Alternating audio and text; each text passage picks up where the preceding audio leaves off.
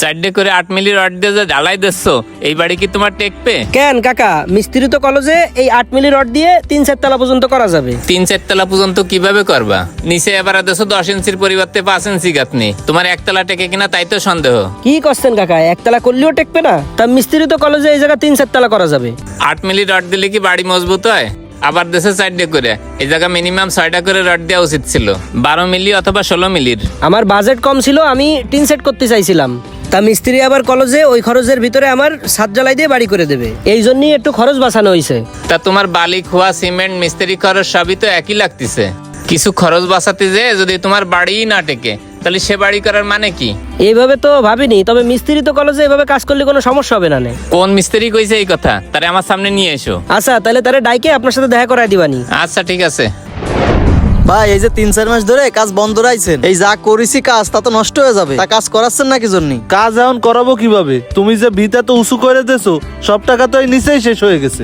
এখন বাকি কাজ যে করাবো সেই টাকাই তো ম্যানেজ করতে পারতেছি না। তুমি আমার এত উঁচু করে বাড়ি করার বুদ্ধি দিছিলা কেন? তোমারে আমি কইছিলাম না যে আমার 20 লাখ টাকা বাজেট আছে? তা তুমি সেই অনুযায়ী কাজ করবা না? ভাই আমি আপনার বাড়িটা উঁচু করে করেছি যাতে ভবিষ্যতে রাস্তাঘাট উঁচু হলি যেন আপনার বাড়িটা উঁচু থাকে, এই চিন্তা করে। তুমি বাড়িটা যদি নিচু করে করতা তাইলে ওই সময় ওই টাকার ভিতরে আমার বাড়ি কমপ্লিট হয়ে যাইতো। মিস্ত্রি ভাই, আপনারা চার দোকানে না পায় শুনলাম এনে আসেন, তাই এনে আসলাম। আপনি আমার বাড়ির কাজ কিভাবে করেছেন? বাড়ির কাজ তো ঠিকভাবে হয়নি। আপনার বাড়ির কাজও ঠিকভাবে করিনি না। আর আমার বাড়ির কাজ কিভাবে করছে দেখেন, এত উঁচু করে যে বাড়ি করেছে নিচে সব টাকা আমার শেষ হয়ে গেছে। এখন যে বাকি কাজ করব সেই টাকাটুকু আমি ম্যানেজ করতে পারতেছি না। তাই এরা মুসু করে আপনি কাজ করতে করেননি নাকি? না করলে এরা মুসু করে কাজ করে উনার লাভ কি? এই উঁচু করে করার কথা তো উনিই আমারে কইছে, যাতে নিচে বেশি কাজ করতে পারে আর বেশি হাজিরা উনি নিতে পারে। আমি তো তখন কিছু বুঝতে পারিনি, এখন বুঝতেছি। আর আপনি শোনেন, আমারে দিয়ে এইভাবে বাড়ির কাজ করায় যেভাবে আমারে ঠকাইছেন, এইভাবে আর কাউরে ঠকায়েন না। আপনারে দিয়ে কাজ করাবো না, আপনি যান। এবার আপনি এদিকে আসেন, কথা আছে আপনার সাথে, একটু তাড়াতাড়ি আসেন, দরকার আছে।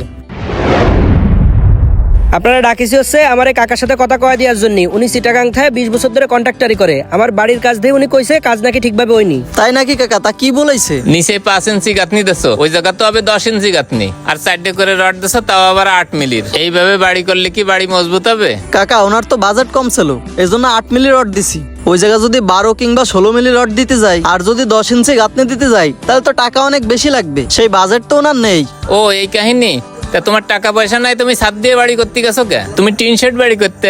আরে কাকা, আমি তো টিন সেট বাড়ি করতে চাইছিলাম। তখন এই মিস্ত্রি আমারে কি কি কইছে তাইলে শোনেন। আপনি নাকি খান সাহেবের বাড়ির কাজ করেছেন তাই শুনলাম। তারপর তার কাছে নাম্বার নিয়েই আপনারা কল দিলাম, কারণ আমি একটা বাড়ির কাজ করাবো এই জন্যই।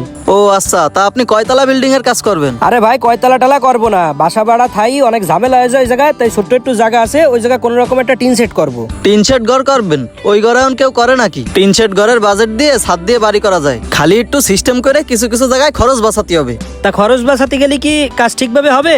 বাড়ি টেকসই হবে তো নাকি? হ্যাঁ অবশ্যই হবে। কিভাবে টেকসই হবে ও আমি দেখবানি, ও নিয়ে আপনার চিন্তা করা লাগবে না। তাই একবারে ছাদ দিয়ে বাড়ি করেন, পরবর্তীতে টাকা হলে 2-3 তলা করলেন। আচ্ছা বুঝছি ভাই, তাহলে আপনারে আমি ফোন দিবানি, ঠিক আছে? আচ্ছা ঠিক আছে। মিস্ত্রি তো ভালো বুদ্ধি দিছে।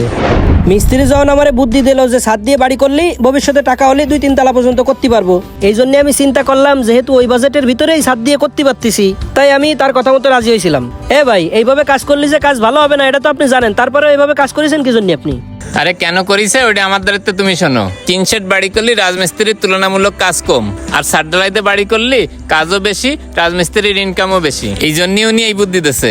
ও আচ্ছা, তাহলে এই হচ্ছে কাহিনী। আরে ভাই, আপনারা তো আমি বিশ্বাস করে আমার বাড়ির কাজ দিছি, পরে যখন এই বাড়ির কোনো সমস্যা হবে তখন তো সমস্যা ভোগ করা লাগবে আমার। কিছু টাকা ইনকাম করার জন্য আপনি যে এইভাবে মানুষের ক্ষতি করে দিচ্ছেন, এগুলা কিন্তু ঠিক করতেছেন না। একটা মানুষ বাড়ি করে তার কষ্টের সংসার টাকা দিয়ে, আর মিস্ত্রির উপর সে ভরসা করে। তাই এইভাবে আর কারো কোনোদিন ঠকায়েন না। আর আমার বাড়ির কাজ আপনার আর করা লাগবে না। কাকা চলেন। বাড়ির কাজ করানোর ক্ষেত্রে এই ধরনের অসাধু কন্ট্রাক্টর কিংবা মিস্ত্রি থেকে সর্বদাই সাবধান থাকা উচিত।